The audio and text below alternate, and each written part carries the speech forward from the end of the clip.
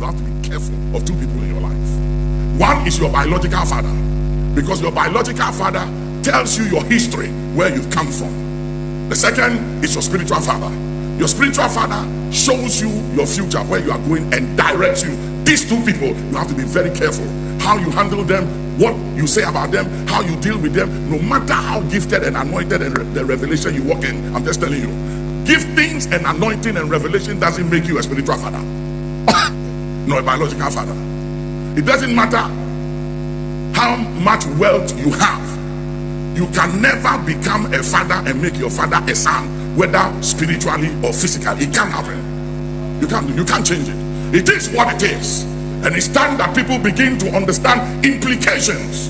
Because I see a lot of gifted people, anointed people, and they think their gift and the anointing is okay, and that they can do anything and get away with it. You are joking. It's just a matter of time. I remember when I began, I was very successful in Ghana as the first charismatic church.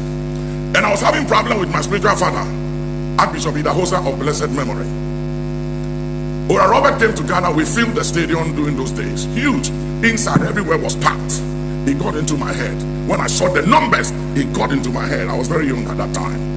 And so when Ora Robert went back to America, he did a newsletter. And in the newsletter, he said that Action was one of the branches of Archbishop Benson Idahosa. One of my young pastors saw that and said, it's wrong. You have to put a disclaimer on it. He's your spiritual father, but your church is not for him. I was very stupid, because if he's my spiritual father, he trained me. What is wrong if he claims that my church is his? Anyway, so I wrote to Ora Robert to change that thing he put in his newsletter, that Action is not part of Archbishop Idahosa's church. So Ora Robert sent the letter to Idahosa. And Idahosa sent jurisdiction. Bishop Coker. He sent it. My Bible school and two other lecturers that taught me in Bible school in the early 70s to come and talk to me. So they came and said, listen, Papa wants you to come to Benin to meet him on this matter. And I said to them, go and tell him I'm not coming. And Bishop Coker said, what did you say? You are not coming? And he said, Nicholas, do you know the implications of what you just said? And I said, I don't care. I was the only charismatic church. Everybody came.